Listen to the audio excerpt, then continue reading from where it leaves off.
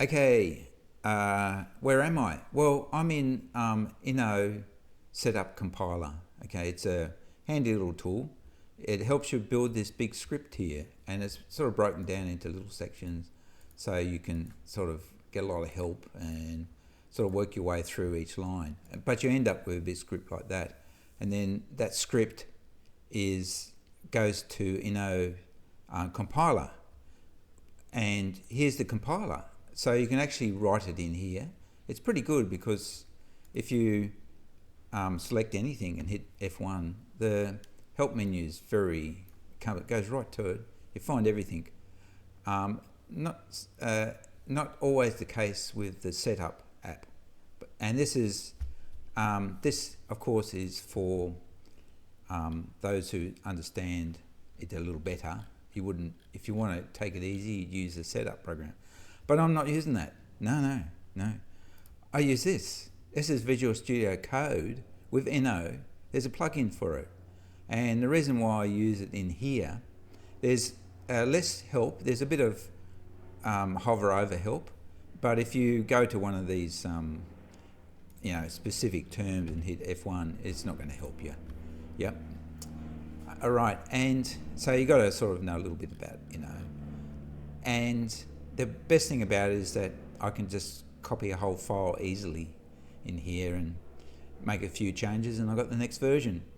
Now, in the extreme top right corner is the plugins run INNO and compile. So I'll do that, hit that, and down the bottom does its output, and it's compressing at the moment.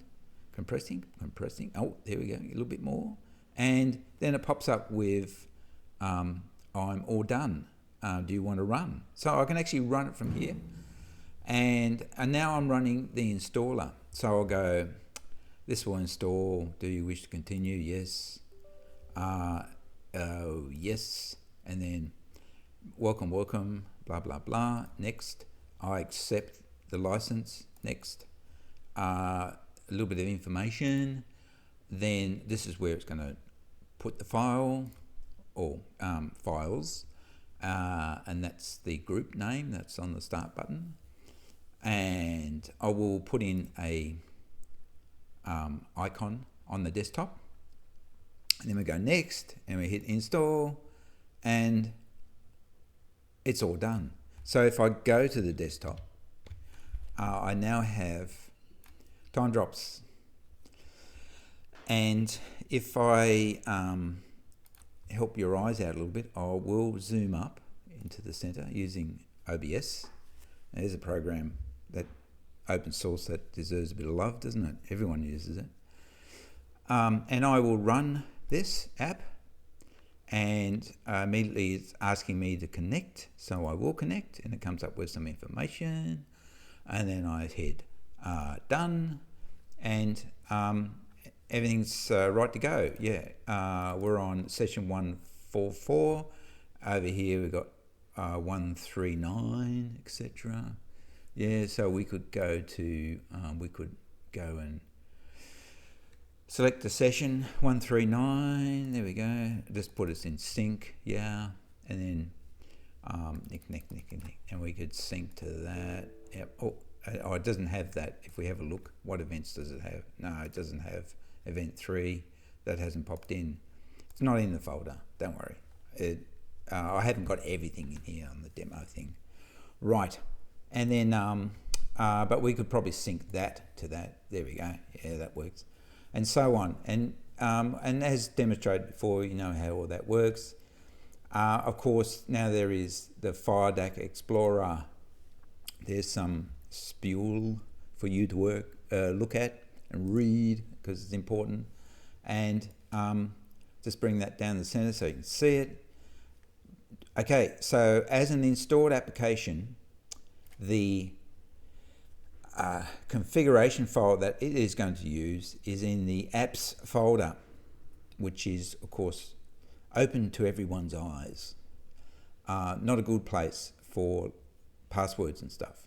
So this application behind here is not using this file that you see here that I've highlighted, but no, it is using the file that's in the connection definition folder.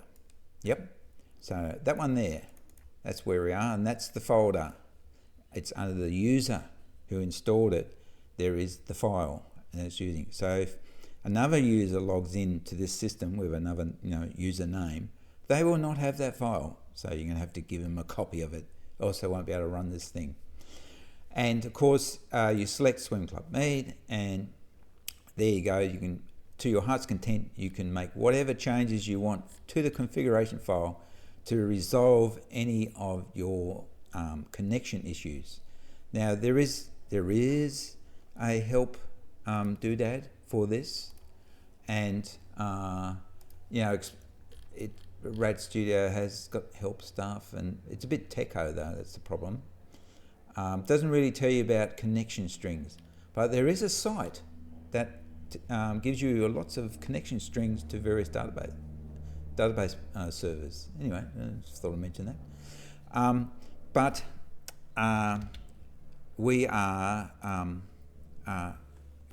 You now have a tool to make some changes to it, and that's because I moved from a sort of temporary or simplified method into a persistent file that is on the drive, and it does make things more complicated. That's why originally I had it as a persistent file, and then I moved to the more temporary connection, but I've moved back into the persistent file because it allows me to give you that tool to run it. Okay, now anything else worthy of saying? Just check, make sure we're full screen. Yes. So if you go down to Artemis, and you'll see that there's a heap of apps there, and you also see that there's FireDAC Explorer, so you can run it from the desktop. Yep. Okay, that might be helpful if you're having connection issues. Right, because as you know, there's a tool in there to check your connection, etc., etc. There's a wizard to actually build a connection, and so on. All right, I got most of this running. I think, there's a few things missing in the menu, like the reports and a couple other things, the help file, and saving the session, etc. That's this session in front of you. All right. But this is an alpha version 3, and now I've done the install thingy, and it's all hunky dory. It's time to stick it on the GitHub site and post out a note for you, and I guess we'll see how you go. So that's all for this little blog. Catch ya.